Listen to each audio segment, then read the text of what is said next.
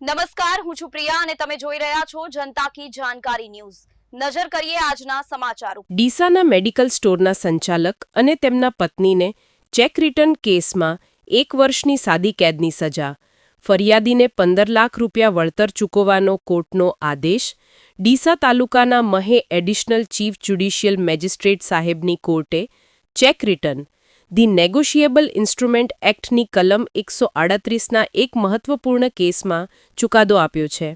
કોર્ટે આરોપી પતિ પત્નીને દોષિત ઠેરવી 1 વર્ષની સાદી કેદની સજા ફટકારી છે। સાથે જ ફરિયાદીને રૂપિયા 15 લાખ એટલે કે 15 લાખનું વળતર 2 મહિનામાં ચૂકવવાનો આદેશ કર્યો છે। કેસની વિગતો એવી છે કે ડીસાના શ્યામ બંગલોજ ભાગ 1 ખાતે રહેતા રાજેશકુમાર અમૃતલાલ પટેલ, રાજ મેડિકલ એજન્સીના પ્રોપરાઇટર્સ, ડીસા મેડિકલના વ્યવસાય સાથે સંકળાયેલા મહેશકુમાર ગણપતલાલ જોશી, લાઇફલાઇન મેડિકલ સ્ટોર્સના સંચાલક અને તેમના પત્ની ભાવિકાબેન દ્વારા તેઓના મેડિકલ સ્ટોર્સમાં 25% સ્લીપિંગ પાર્ટનર તરીકે રહેવા માટે રૂપિયા 25 લાખનું રોકાણ કરાવ્યું હતું।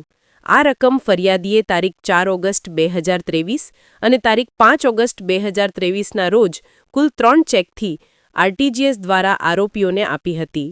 રોકાણ પરત આપવાની જવાબદારી પેટે દંપતીએ રાજેશભાઈને વર્ષફેરના પોસ્ટ ડેટેડ ચેક આપ્યા હતા।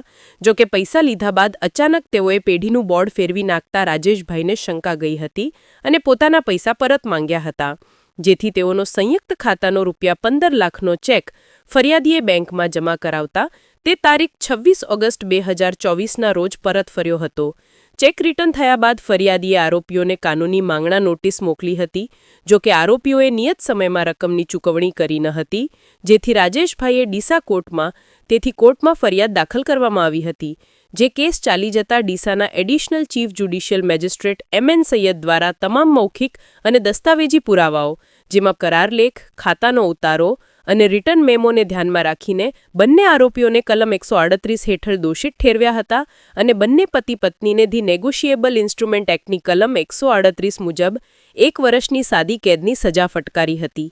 આ ઉપરાંત કોર્ટે ફરિયાદીને રૂપિયા 15 લાખ એટલે કે 15 લાખ પૂરા વળતર તરીકે 2 માસની મુદતમાં ચૂકવી આપવા જણાવી વળતર ચૂકવવામાં નિષ્ફળ જશે તો તેમણે વધુ 2 માસની સાદી કેદની સજા ભોગવવી પડશે તેવો આદેશ કર્યો હતો। અહેવાલ રિપોર્ટ ભરત ઠક્કર, ડીસા।